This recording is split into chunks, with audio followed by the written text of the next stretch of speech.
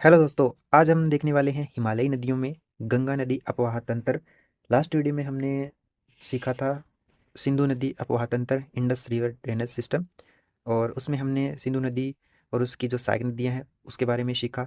उसकी उत्पत्ति कहाँ से होती है वो हमने देखा, और किस प्रकार का वो ड्रेनेज पैटर्न बनाती है। आज हम देख रहे हैं गंगा नदी अपवाह तंत्र।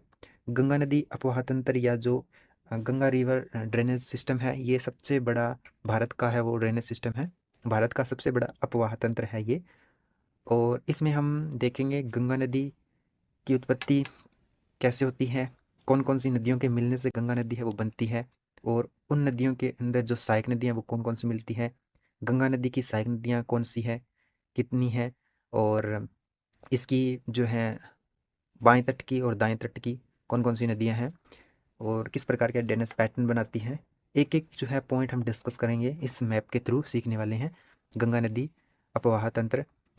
वीडियो थोड़ा लंबा हो सकता है, लेकिन आपको मैं एक एक चीज़ डिटेल में बताने वाला हूँ इस टॉपिक से रिलेटेड। और इस टॉपिक से प्रश्न आपके आते हैं यूजीसी नेट, एक नेट का एग्ज़ाम हो गया, इसके अलावा और भी आपके जो अदर्स एग्जाम है उसके अंदर भी यहाँ से प्रश्न आते हैं।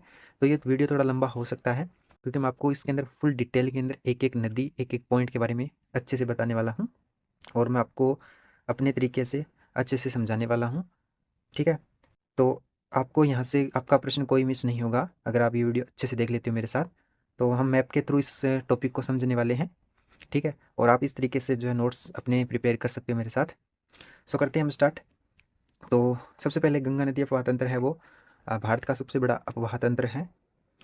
इसमें आप देखोगे गंगा नदी है वो मुख्य नदी है इसकी, और ये किस प्रकार का ड्रेनेज पैटर्न बनाती हैं। ड्रेनेज पैटर्न्स का मतलब होता है कि जो नदियां हैं और उनकी जो सहायक नदियों द्वारा किस प्रकार की बनावट है वो, या आकृति है वो बनाई जाती है, उसका मतलब होता है अपवाह प्रतिरूप, यानी कि ड्रेनेज पैटर्न।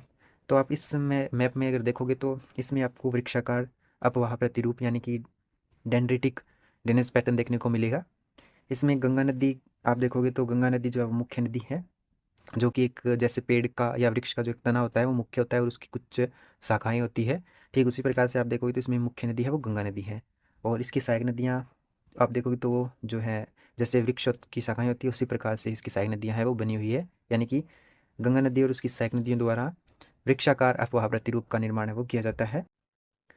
ठीक है, आप देखोगे तो ये है हमारा उत्तराखंड स्टेट, उसके बाद पूरा पूरा उत्तर प्रदेश, और फिर बिहार आ जाता है, इधर वेस्ट बंगाल पश्चिम बंगाल आ जाता है, ऊपर नेपाल कंट्री है, और ऊपर तिब्बत चीन है। ठीक है, तो मैं आपको अभी एक एक टॉपिक्स है वो यहाँ से बताने वाला हूँ। सबसे पहले हम बात करते हैं उत्तराखंड स्टेट के बारे में। यहीं से जो है गंगा नदी की उत्पत्ति होती है। दो नदियाँ हैं वो मिलती हैं, उसके बाद गंगा नदी का निर्माण होता है। तो वो कौन सी दो नदियाँ हैं वो मैं आपको बताने वाला हूँ। देखो, यहाँ पर आपको थोड़ा सा समझ में नहीं आएगा, क्योंकि ये उत्तराखंड स्टेट देखोगे तो छोटा सा स्टेट है, और यहीं पर है वो मेन कॉन्सेप्ट क्लियर करना होता है। यहीं पर थोड़ा सा डाउट होता है कि कौन कौन सी नदियाँ हैं, कौन कौन सी जो शाखाएं हैं, या कौन कौन सी जो दो नदियों के मिलने के बाद गंगा नदी का निर्माण होता है, कहाँ वे दोनों नदियाँ मिलती है, कौन कौन से ग्लेशियर से या जो हिमानी है उससे निकलती है। तो यहाँ पर थोड़ा सा कंफ्यूज हो सकता है, लेकिन मैं आपको यहाँ से अच्छे से बताऊंगा। उसके बाद मैं आपको यही जो पूरा का पूरा मैप है, इतना इतना मैप आपको एक अलग पेज पर भी ड्रॉ करके बताऊंगा, ताकि कन्फ्यूज ना हो आपको। तो यहाँ पर अगर आप देखोगे उत्तराखंड स्टेट जो है, उत्तराखंड स्टेट के अंदर ग्रेटर हिमालय, मिडल हिमालय और शिवालिक हिमालय तीन श्रेणियाँ हैं। हिमालय की जो तीन श्रेणियाँ हैं वो हम पढ़ेंगे, अदरवाइज़ आपको पता होगा इतना भी कि तीन श्रेणियाँ हैं। एक है ग्रेटर हिमालय, एक है मिडल हिमालय और एक है शिवालिक हिमालय। तो अगर आप देखोगे तो यहाँ पर एक दो ग्लेशियर बने हुए हैं। एक का नाम है सतोपत ग्लेशियर, ठीक है, और दूसरा का नाम है गंगोत्री या गोमुख। ये आपने कई बार सुना होगा।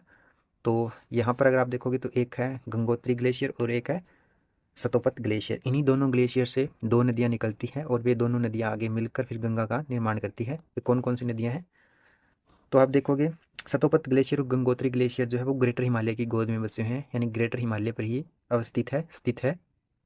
सतोपत ग्लेशियर से दो नदियाँ निकलती है, एक है धौलीगंगा और एक है विष्णुगंगा। सतोपत ग्लेशियर से की पहले हम बात कर रहे हैं। सतोपत ग्लेशियर से दो नदियों का निर्माण होता है, दो नदियों की उत्पत्ति होती है। एक है धौलीगंगा और एक है विष्णुगंगा। धौलीगंगा और विष्णुगंगा आगे विष्णुप्रयाग में मिलती है। धौलीगंगा और विष्णुगंगा आगे चलकर विष्णुप्रयाग में मिलती है, और यहीं से अलकनंदा का निर्माण होता है। ठीक है, मैं आपको ये जो है पूरा पूरा दोबारा से ड्रॉ करके बताऊंगा आपको अलग पेज पर। इतना, क्योंकि ये मेन है, यहीं से है वो कंफ्यूज होता है। दो नदियाँ सतोपत ग्लेशियर से निकली, एक धौलीगंगा और एक विष्णुगंगा, और दोनों आगे मिलकर विष्णु प्रयाग में ही किसका निर्माण करती है, अलकनंदा नदी का। ये आप देख रहे हो, ये अलकनंदा है पूरी की पूरी। विष्णु प्रयाग के बाद है अलकनंदा नदी का निर्माण हो जाता है, जो कि धौलीगंगा और विष्णुगंगा मिलने के बाद होता है। अब इस जो अलकनंदा है, इसके अंदर कुछ और छोटी छोटी जैसे नदियाँ हैं वो मिलती है, जिनमें अगर आप देखोगे तो एक है पिंडार नदी। पिंडार नदी है वो कर्णप्रयाग के अंदर मिल जाती है, ठीक है। अलकनंदा जो नदी है उसके अंदर आकर मिलती है पिंडार नदी। पिंडार नदी है वो कहाँ मिलती है, कर्णप्रयाग में मिल जाती है। उसके बाद पिंडार नदी के बाद है रुद्रप्रयाग में मंदाकिनी नदी आकर मिलती है। ये आप देख रहे हो, ये जो नदी है ये है मंदाकिनी नदी, और ये मंदाकिनी नदी अलकनंदा में रुद्रप्रयाग में आकर मिलती है, ठीक है। अलकनंदा नदी का निर्माण कौन सी दो नदियों से होता है, धौलीगंगा और विष्णुगंगा। कहाँ से निकलती है, सतोपत ग्लेशियर से निकलती है। दोनों नदियाँ कहाँ पे मिलती है, विष्णुप्रयाग में मिलती है। विष्णुप्रयाग के बाद अलकनंदा नदी का निर्माण होता है। अलकनंदा के अंदर पिंडार नदी मिलती है जो कि कर्णप्रयाग में मिलती है। उसके बाद मंदाकिनी नदी मिलती है जो कि रुद्रप्रयाग में मिलती है, ठीक है। अब एक ग्लेशियर है गंगोत्री ग्लेशियर या गोमुख ग्लेशियर, ये भी ग्रेटर हिमालय में है। यहाँ से निकलती है भागीरथी नदी। ये आप देख रहे हो, ये है भागीरथी नदी। इसी भागीरथी नदी पर टिहरी बांध भी बनाया गया है, ठीक है। टिहरी बांध है वो भागीरथी नदी पर बनाया गया है। भागीरथी नदी जो आकर देवप्रयाग में मिलती है, किसके साथ मिलती है, अलकनंदा नदी के साथ। या अलकनंदा और जो भागीरथी नदी है वो दोनों की दोनों नदियाँ वो कहाँ मिलती है, देवप्रयाग में मिलती है। और इसके बाद जो है गंगा नदी का निर्माण होता है। उसके बाद गंगा नदी है वो चल पड़ती है उत्तर प्रदेश स्टेट से होती हुई बिहार, पश्चिम बंगाल से होती हुई बांग्लादेश, और फिर बंगाल की खाड़ी में वो गिरती है। तो यहीं से है, देवप्रयाग के बाद ही गंगा नदी है वो निकलती है। उससे पहले जो दो नदियाँ निकलती है, एक है भागीरथी और एक है अलकनंदा, दोनों मिलती है देवप्रयाग में।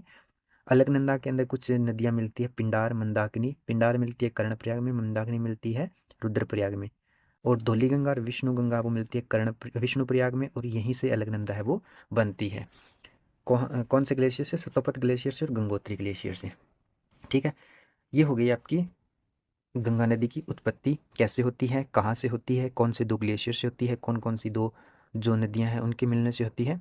तो ये आपका हो गया गंगा नदी का उत्पत्ति का कॉन्सेप्ट, ठीक है। मैं अब आपको एक अलग पेज पर ड्रॉ करके इसको बता देता हूँ, ताकि आप कंफ्यूज ना हो, ठीक है। मैं आपको इस पेज पर ड्रॉ करके दिखाता हूँ बड़ा सा कुछ, ठीक है। जैसे कि मैं अभी बना लेता हूँ, स्टेट बना लेता हूँ उत्तराखंड, ठीक है।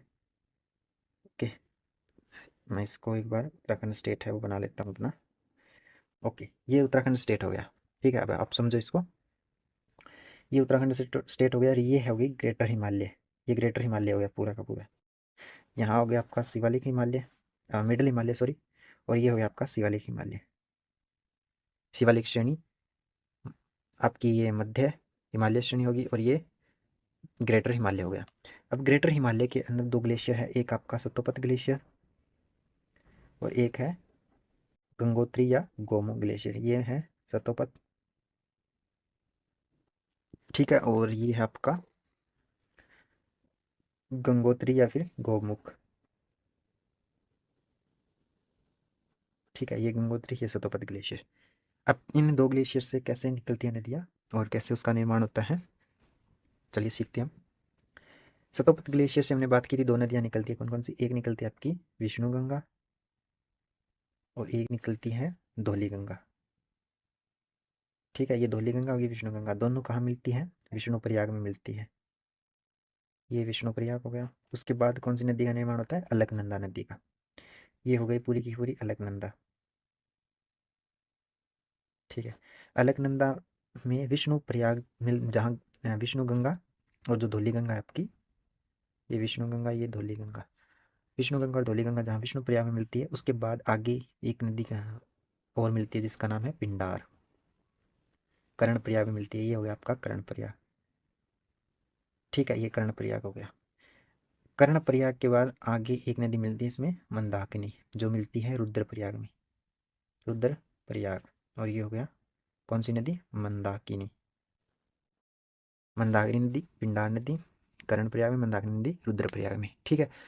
अब यहाँ गंगोत्री ग्लेशियर से निकलती है भागीरथी, भागीरथी, और इसी पर क्या बना हुआ है, टिहरी बांध बना हुआ है, टिहरी बांध बना हुआ है इसी नदी पर, ये दोनों की दोनों जो भागीरथी और अलकनंदा है वो मिलती हैं देवप्रयाग में। ये हो गया देवप्रयाग, उत्तराखंड के ही अंदर है। ये सारा का सारा जो अभी आप देख रहे हो, सारी की सारी जो प्रयाग देख रहे हो, कर्ण प्रयाग, विष्णु प्रयाग, रुद्र प्रयाग, देवप्रयाग, ये सारे के सारे उत्तराखंड के ही अंदर है। तो इस देवप्रयाग में जब भागीरथी और अलकनंदा मिल जाती है, उसके बाद होता है गंगा नदी का निर्माण। उसके बाद गंगा नदी है वो चलती है, जो कि उत्तर प्रदेश स्टेट में फ्लो करती है पूरे, और उसके बाद पूरे बिहार, फिर पश्चिम बंगाल, फिर बांग्लादेश में ब्रह्मपुत्र नदी के साथ मिलकर सुंदरवन डेल्टा का निर्माण करती है, विश्व का सबसे बड़ा डेल्टा बनाती है। तो ये है कॉन्सेप्ट जो कि नदी का है, कैसे उत्पत्ति होती है, कौन कौन सी दो नदियों के मिलने से होता है। ठीक है, तो मैं उम्मीद करता हूँ अब यहाँ से आपका डाउट क्लियर है, यहाँ से भी आपको कोई कन्फ्यूज़ नहीं होगा कि कहाँ से कौन सी नदी निकलती है और कौन सी नदी कहाँ मिलती है आकर। ठीक है, अब आगे हम इसकी सहायक नदियों के बारे में सीखते हैं। ठीक है, गंगा नदी हो गई। गंगा नदी पूरे उत्तर प्रदेश, बिहार, पश्चिम बंगाल में फ्लो करती हुई बांग्लादेश से और ब्रह्मपुत्र नदी में मिल जाती है। तो अब इसकी लंबाई की बात कर लेते हैं। गंगा नदी की लंबाई है वो 2525 किलोमीटर है, टोटल लेंथ 2525 किलोमीटर है। ओके, सहायक नदी इसकी देखें, सबसे बड़ी सहायक नदी है वो है यमुना नदी। यमुना नदी गंगा नदी की सबसे बड़ी सहायक नदी है, और ये आप देखोगे तो ये जो है गंगा नदी के दाएं तट की नदी है। हाँ सॉरी, बाएं तट की नदी है, ये बाएं तट की नदी है, ये दाएं तट की नदी हुई। बाएं तट में अगर आप देख रहे हो, यमुना नदी सबसे बड़ी सहायक नदी है। यमुना नदी की उत्पत्ति कैसे होती है वो भी हम देख लेते हैं। तो यमुना नदी की भी उत्पत्ति जो है वो बंदरपुंज चोटी, यमुनोत्री ग्लेशियर इसको कहते हैं हम, बंदरपुंज चोटी के पास। ये बंदरपुंज चोटी या बंदरपुंज श्रेणी है, उत्तराखंड स्टेट के अंदर ही है ये भी, ग्रेटर हिमालय में। तो बंदरपुंज श्रेणी या फिर बंदरपुंज चोटी के पास में यमुनोत्री ग्लेशियर है, इसको दूसरा नाम भी है, एक चंपासर ग्लेशियर भी है, इसको आप यमुनोत्री ग्लेशियर भी कह सकते हो, और इसका दूसरा नाम है चंपासर ग्लेशियर। तो इसकी उत्पत्ति जो होती है वो बंदरपुंज चोटी या बंदरपुंज श्रेणी के पास में यमुनोत्री ग्लेशियर से होती है। उसके बाद ये जो है फ्लो करती हैं हिमाचल प्रदेश में, उसके बाद ये हरियाणा और उत्तर प्रदेश की सीमा से बहती हुई प्रयागराज में गंगा नदी के साथ है वो मिल जाती है। ठीक है, यमुना नदी की उत्पत्ति कैसे हुई, कहाँ से होती है, और ये कहाँ गंगा नदी के साथ मिलती है। तो ये प्रयागराज में गंगा नदी है उसके साथ मिलती है, या इलाहाबाद जिसको हम कहते हैं, उसमें मिल जाती है यमुना नदी। अब हम यमुना नदी की सहायक नदियाँ हैं, लेकिन वो हम बाद में देखेंगे, पहले हम गंगा नदी की जो सहायक नदी है उसकी बात कर लेते हैं, जो कि है दाएं तट की नदियाँ। सो दाएं तट की नदियों में अगर आप देखोगे तो इसकी एक नदी है रामगंगा, पहली नदी जो सहायक नदी है वो रामगंगा। रामगंगा जो है नदी की उत्पत्ति कहाँ से होती है, तो रामगंगा नदी की जो उत्पत्ति है वो आप देख सकते हो इस मैप में, गढ़वाल जो पहाड़ियाँ हैं नैनीताल के अंदर, नैनीताल जो कि डिस्ट्रिक्ट है उत्तराखंड स्टेट में, तो नैनीताल जो डिस्ट्रिक्ट है उसमें गढ़वाल पहाड़ियाँ हैं, गढ़वाल पहाड़ियाँ, उस पहाड़ियों के पास से रामगंगा नदी है वो निकलती है, और इसकी जो लंबाई है वो 596 किलोमीटर है, 596 किलोमीटर इसकी लंबाई है। ये जो है गंगा नदी में कन्नौज यूपी के अंदर, कन्नौज जो है उसके अंदर मिल जाती है। ठीक है, कन्नौज डिस्ट्रिक्ट जो है उत्तर प्रदेश का, उसमें ये गंगा नदी के साथ रामगंगा है वो मिल जाती है। मुरादाबाद जो है वो इसी नदी पर, इसी नदी के किनारे बसा हुआ है मुरादाबाद। ये रामगंगा हो गई। उसके बाद जो है इसकी दूसरी सहायक नदी है गोमती। गोमती नदी की उत्पत्ति फुलहर झील, पीलीभीत जिले से होती है। पीलीभीत जिला है, वहाँ फुलहर झील है, जो फुलहर झील आपकी ये उत्तराखंड और जो नेपाल और ये जो तैराई का मैदान है ना आपका उत्तर प्रदेश के अंदर, उत्तर प्रदेश जो है उसके अंदर जो तैराई का मैदान है, तैराई का मैदान, वहाँ पर जो है फुलहर झील होती है, जो आप कह सकते हो, यानी कि ये उत्तराखंड जो नेपाल और उत्तर प्रदेश या तीनों की सीमा पर एक झील है फुलहर झील, पीलीभीत के अंदर, पीलीभीत डिस्ट्रिक्ट के अंदर है, जो कि उत्तर प्रदेश में है। उससे ये जो है गोमती नदी है वो निकलती है। गोमती नदी जो है वो निकलती है, और ये वाराणसी के पास जो है, वाराणसी के पास गंगा नदी में मिल जाती है। इस नदी के किनारे है जौनपुर बसा हुआ। ठीक है, जौनपुर जो है वो गोमती नदी के किनारे बसा हुआ है, और ये वाराणसी में गंगा नदी के साथ मिल जाती है। उसके बाद इसकी तीसरी सहायक नदी है घाघरा, या जिसका दूसरा नाम है सरयू। घाघरा या सरयू इसका दूसरा नाम है। इसकी उत्पत्ति मापचुचांग हिमनद, या फिर जिसको हम चेमियांगडंग ग्लेशियर भी कहते हैं, जिसका नाम दूसरा नाम है चेमयंगडंग चेमयंगडंग चेमयंगडंग ग्लेशियर, इसका दूसरा नाम है। मापचुचांगी या फिर चेमयंगडंग ग्लेशियर के पास से ही, दोनों के पास से ही घाघरा नदी है वो निकलती है। ये जो है पूरे हिमालय को काटती हुई, या पूरे हिमालय को काटती हुई पूरे नेपाल से फ्लो होती हुई, और ये जो है यहाँ पर देखोगे छपरा के पास, बिहार में छपरा के पास जो है वो मिल जाती है। ठीक है, छपरा के पास बिहार में, उससे पहले ही ये छपरा के पास पहले ही यूपी में ही, अपनी मतलब यूपी स्टेट के अंदर ही गंगा नदी के अंदर मिल जाती है घाघरा नदी या सरयू नदी। और अयोध्या जो है वो इसी नदी के है, वो जो किनारे है वो बसा हुआ है। अयोध्या सरयू नदी या घाघरा नदी एक ही बात है, इसका दूसरा नाम सरयू नदी है, घाघरा भी है। और अयोध्या जो है धर्म नगरी, वो इसी नदी के किनारे बसी हुई है। उसके बाद आप देखोगे तो इसकी एक सहायक नदी है गंडक। गंडक जो है वो नेपाल के अंदर माउंट एवरेस्ट के पास से इसकी उत्पत्ति होती है। माउंट एवरेस्ट जो कि सबसे ऊंची चोटी है विश्व की, और 8,848 किलोमीटर जिसकी हाइट है। 8,800 मीटर, सॉरी मैंने किलोमीटर बोल दिया। 8,848 मीटर जिसकी हाइट है के, सॉरी आपकी ये माउंट एवरेस्ट उसके पास से ही निकलती है, उसके पास से निकलती है, न कि उससे निकलती है, उसके पास से ही नेपाल में निकलती है। और शालिग्राम और नारायणी इसको नेपाल के अंदर कहा जाता है। गंडक नदी जो है इसको शालिग्राम या नारायणी नदी नेपाल में कहा जाता है। शालिग्राम मतलब इस नदी के अंदर जो भगवान शालिग्राम जो है वो मिलते हैं, यानी गोल गोल पत्थर जो है वो मिलते हैं, और इसलिए इसे शालिग्राम नारायणी भी कहते हैं नेपाल में। और ये जो है उसके थोड़ा सा आप देखोगे तो उत्तर प्रदेश में एंटर करती है, उसके बाद ये बिहार में पटना के पास जब वो गंगा नदी में मिल जाती है। पटना के पास गंगा नदी में मिलती है, कौन सी नदी है आपकी, गंडक नदी है। और इसकी डिस्टेंस कितनी है, 445 किलोमीटर है। टोटल डिस्टेंस इसका 445 किलोमीटर है। और पटना में गंगा नदी के साथ मिलती है गंडक नदी। उसके बाद उसकी अगली सहायक नदी है कोसी। कोसी नदी अगर आप देखोगे तो इसकी उत्पत्ति जो है वो गोसाई थान चोटी से होती है। गोसाई थान चोटी जो है चीन और ये जो नेपाल है, चीन और नेपाल की बाउंड्री या सीमा पर है वो बनी हुई है गोसाई थान चोटी। ठीक है, इस चोटी से ये निकलती हैं। और ये पूर्ववर्ती नदी है। पूर्ववर्ती नदी वो नदी है जो कि हिमालय से पहले भी बहती थी, हिमालय की उत्पत्ति से पहले भी बहती थी, वो पूर्ववर्ती नदी होती है। और ये द्वितीय क्रम की पूर्ववर्ती नदी है। ठीक है, आपकी जो सतलुज, ब्रह्मपुत्र और सिंधु नदी है वो प्रथम क्रम की पूर्ववर्ती नदी है। और वहीं जो कोसी नदी है वो द्वितीय क्रम की पूर्ववर्ती नदी है। ये प्रश्न आ चुका है यूजीसी नेट के अंदर भी आया था कि पूर्ववर्ती नदी कौन सी है, उसमें कोसी नदी का ऑप्शन था। और जो बाकी नदियाँ थी तीन, वो दक्षिण भारत की नदियाँ दी गई थी, तो उसमें कोसी नदी है वो सही आंसर हो गया। ठीक है, ये पूर्ववर्ती नदी है। इसकी जो लंबाई है वो 730 किलोमीटर है। और ये कहाँ से निकलती है, गोसाई थान चोटी से, जो कि चीन और नेपाल की सीमा पर है। और ये गंगा नदी की सहायक नदी हो गई। इसी को जो है शोक नदी भी कहा जाता है, बिहार की शोक नदी इसको कहा जाता है, क्योंकि ये हर साल अपना जो है वो मार्ग है वो बदलती रहती है अपना। इसका जो भी मार्ग, जो प्रवाह मार्ग है वो आप देखोगे तो पश्चिम की ओर है, वो धीरे धीरे इसका प्रवाह मार्ग है वो हो रहा है पश्चिम की ओर, ये खिसक रही है। इसी कारण से हर साल बिहार के अंदर बाढ़ आती है कोसी नदी से। कोसी को बिहार का शोक कहा जाता है। इसके क्या कारण है वो हम आगे सीखेंगे जब प्लेट टेक्टोनिक्स की बात आएगी तब। तो ये जो है बिहार में मिल जाती है, 730 किलोमीटर इसकी लंबाई है। उसके बाद इसकी जो दाएं तट की नदियाँ में एक है महानंदा। महानंदा नदी है, उसकी उत्पत्ति जो है वो दार्जिलिंग पहाड़ियों में, जो कि सिक्किम के अंदर है। और ये जो दार्जिलिंग की पहाड़ियाँ हैं ये हिमालय के अंतर्गत आती है, यानी कि हिमालय की गोद में ये पहाड़ियाँ हैं। हिमालय राज्य, हिमालय जो पर्वत है उसमें, और सिक्किम के अंदर है। सिक्किम के अंदर इसकी स्थिति है, लोकेशन है। यहाँ से निकलती है महानंदा नदी।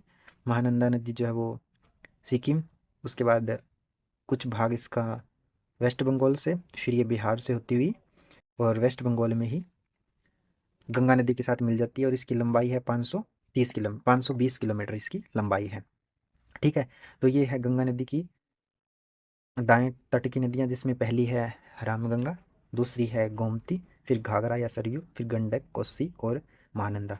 तो आप देखोगे तो ये 6 टोटल है, 1 नंबर, 2, 3, 4, 5 और 6 नंबर है, यानी कि 6 है वो इसकी प्रमुख सहायक नदियाँ हैं गंगा की, जो कि दाएं तट की नदियाँ हैं। अब इसके बाएं तट की नदियाँ देखते हैं हम कौन कौन सी है। बाएं तट की नदियों में अगर हम देखें तो एक है मुख्य यमुना नदी है। अब यमुना नदी की भी सहायक नदियाँ वो हम बाद में सीखेंगे, पहले गंगा नदी की सीख रहे हैं हम। यमुना नदी के अंदर, यमुना नदी के बाद अगर आप देखोगे तो इसकी दूसरी जो सहायक नदी है बाएं तट की बात कर रहा हूँ मैं, वो है सोन नदी। सोन नदी की उत्पत्ति जो है वो अमरकंटक पहाड़ियाँ जो कि छत्तीसगढ़ के अंदर है। अमरकंटक की पहाड़ियाँ छत्तीसगढ़ में है, और छत्तीसगढ़ और जो एमपी मध्य प्रदेश जो है उनकी सीमा पर ही है, दोनों दोनों स्टेट की सीमा पर है अमरकंटक की पहाड़ियाँ। वहाँ से सोन नदी है वो निकलती है, और ये सोन नदी जो है वो छपरा में, छपरा जो बिहार में उसके पास गंगा नदी के अंदर मिल जाती है। ठीक है, सोन नदी के बाद इसकी जो सहायक नदी है वो है, आप इधर देखोगे तो दामोदर है। दामोदर कैसे है, क्योंकि जब ये वेस्ट बंगाल से जाती है तब इसकी एक शाखा जो है वो बांग्लादेश कंट्री में ब्रह्मपुत्र नदी के साथ मिल जाती है, और इसकी एक शाखा जो है वो वेस्ट बंगाल जो स्टेट है उससे फ्लो होती हुई जो है बंगाल की खाड़ी में मिलती है। तो इसको जो एक शाखा अगर आप देख रहे हो ये वाली शाखा, इसको हुगली नाम कहते हैं। हुगली जो आ, वेस्ट बंगाल के अंदर जो कोलकाता है, कोलकाता जो इसकी कैपिटल है वेस्ट बंगाल की, वो कोलकाता जो है हुगली नदी के किनारे बसी हुई है। तो हुगली नदी इसकी एक शाखा है वो आ जाती है, इसको हुगली कहते हैं हम, और एक शाखा जो है इधर बांग्लादेश में ब्रह्मपुत्र नदी के साथ मिल जाती है। तो इस हुगली के अंदर आप देखोगे तो इसकी एक सहायक नदी है दामोदर। दामोदर जो कि छोटा नागपुर पठार से निकलती है, छोटा नागपुर के पठार से ये निकलती है, और इस दामोदर नदी को जो है बंगाल का शोक कहा जाता है, यानी कि पश्चिम बंगाल का इसको शोक कहा जाता है, यानी ये पश्चिम बंगाल के अंदर बाढ़ लाती है, इसको पश्चिम बंगाल का शोक कहा जाता है दामोदर को। दामोदर घाटी कॉरपोरेशन जो है वो उद्देश्य परियोजना है वो बनाई गई है बाढ़ बाढ़ जो उसको नियंत्रण करने के लिए। ठीक है, ये बिहार बंगाल का शौक है, और इसी कारण से दामोदर घाटी कॉरपोरेशन बहुउद्देश्य परियोजना का जो प्रस्ताव रखा गया, निर्माण किया गया है, जो कि इसका मुख्य कारण है बाढ़ पर नियंत्रण करना।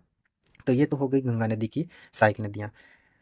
उसके बाद हम देखते हैं यमुना नदी की सहायक नदियाँ। उससे पहले हम एक बात और देख लेते हैं, गंगा नदी और ब्रह्मपुत्र नदी है वो दोनों मिलकर विश्व का सबसे बड़ा डेल्टा सुंदरवन का निर्माण करती है। ठीक है, जो कि अगर आप देखोगे तो वेस्ट बंगाल बांग्लादेश के अंदर फैला हुआ है, पूरा का पूरा वेस्ट बंगाल, यहाँ ये वाला एरिया वेस्ट बंगाल का, फिर बांग्लादेश के अंदर पूरा का पूरा। और जो गंगा नदी है उसका जो ये एक शाखा, जो ये मेन शाखा है, ये मेन जो है ये बांग्लादेश के अंदर जो एंटर कर रही है, इसको जो है वहाँ पर पद्मा के नाम से जाना जाता है। ठीक है, इसको किस नाम से जाना जाता है, पद्मा के नाम से। कहाँ जाना जाता है, बांग्लादेश के अंदर। ठीक है, यहाँ पर मैं लिख देता हूँ, बांग्लादेश के अंदर पद्मा के नाम से इसको जाना जाता है। अब हम देखते हैं यमुना नदी की जो सहायक नदियाँ हैं वो। ठीक है, यमुना नदी की सहायक नदियाँ भी साथ में देख लेते हैं, उसके बाद ये टॉपिक कंप्लीट हो जाएगा अपना। तो यमुना नदी की सहायक नदियों में अगर आप देखोगे तो इसकी मुख्य सहायक नदी है वो है चंबल।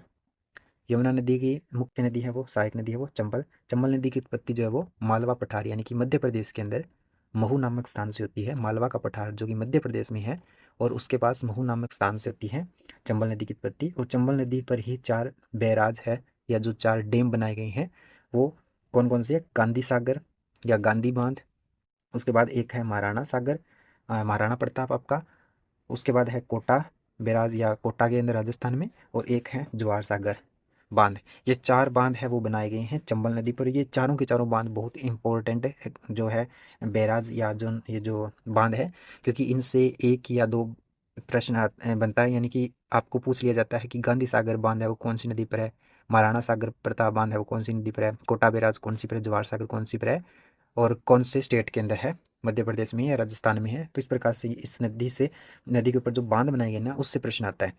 तो ये चंबल नदी हो गई यमुना नदी की सबसे बड़ी सहायक नदी, और चंबल नदी पर ही 4 बांध बनाए गए हैं। इसकी उत्पत्ति मालवा पठार मध्य प्रदेश मऊ नामक स्थान से होती है। 4 बांध कौन से हैं, गांधी सागर, महाराणा प्रताप, कोटा बैराज और जवाहर। और इसकी जो टोटल लेंथ आप देखोगे, इसकी टोटल लंबाई है 960 किलोमीटर, 960 किलोमीटर लंबाई है वो है चंबल नदी की। ठीक है, चंबल नदी के अंदर मिलती है बनास नदी। चंबल नदी की सहायक नदी है वो बनास नदी है, और बनास नदी की उत्पत्ति है वो राजस्थान में अरावली की पहाड़ियों से होती है।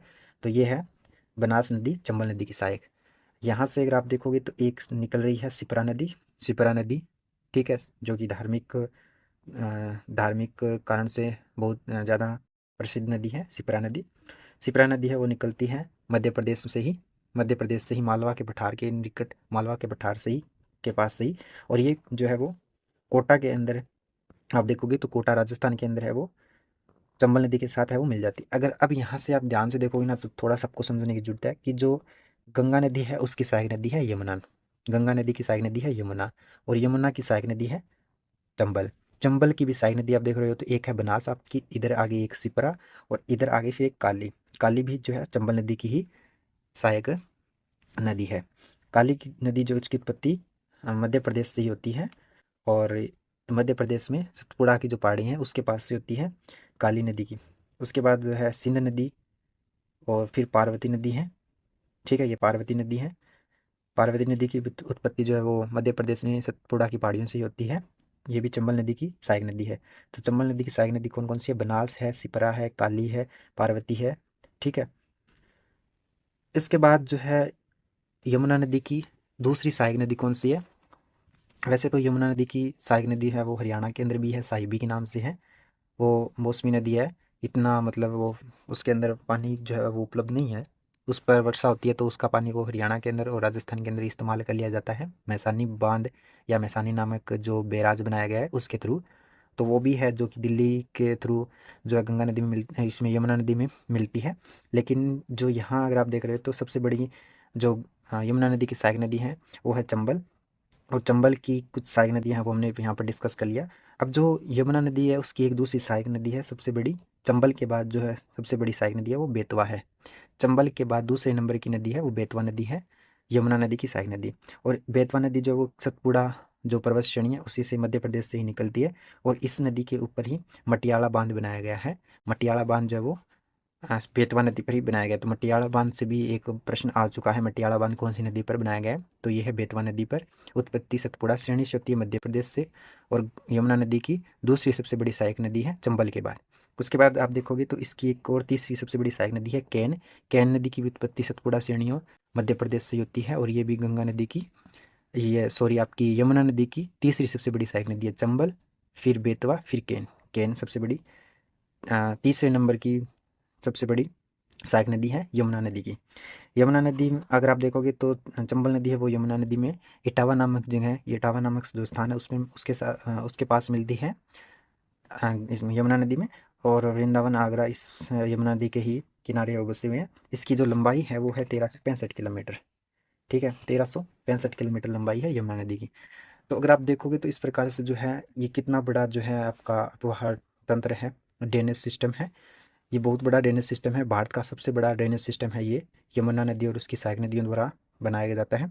कितने स्टेट के अंदर आप देखोगे तो ये आपका यूके यानी उत्तराखंड, फिर हिमाचल प्रदेश, हरियाणा, उत्तर प्रदेश 4, और बिहार 5, इधर वेस्ट बंगाल 6, सिक्किम 7, इधर मध्य प्रदेश 8, और राजस्थान जिसमें चंबल बनास 9, और इधर ये दामोदर सॉरी ये जो झारखंड है। तो कितना बड़ा एरिया है वो भारत का ये कवर कर रहा है, यानी कितना बड़ा बेसिन है वो बना रही है ये नदियाँ मिलकर सबसे बड़ा ड्रेनेज बेसिन है वो बनाती है, ये बहुत बड़ा ड्रेनेज बेसिन है ये भारत का। ठीक है, इसमें मुख्य नदियाँ हैं वो यमुना हो गई, गोमती, घाघरा, गंडक, कोसी, इधर चंबल, चंबल, बेतवा, कैन, सोन। ठीक है, तो ये है गंगा नदी अववाह तंत्र। आई होप, मैं उम्मीद करता हूँ आपको ये चीज़ अच्छे से क्लियर हो गई होगी, कौन सी नदी कहाँ से निकलती है, किसकी सहायक नदी है। ठीक है, अब हम नेक्स्ट सीखेंगे ब्रह्मपुत्र नदी तंत्र के बारे में, जो हमारा नेक्स्ट वीडियो होगा, जो कि हिमालयी नदियाँ का ही होगा। यानी हिमालयी नदियाँ जो है वो तीन नदियाँ हैं जो कि ड्रेनेज बेसिन बनाती है, सिंधु नदी, गंगा नदी और ब्रह्मपुत्र नदी। तो सिंधु नदी और गंगा नदी हमने सीख लिया है, तीसरी हम ब्रह्मपुत्र नदी सीखेंगे।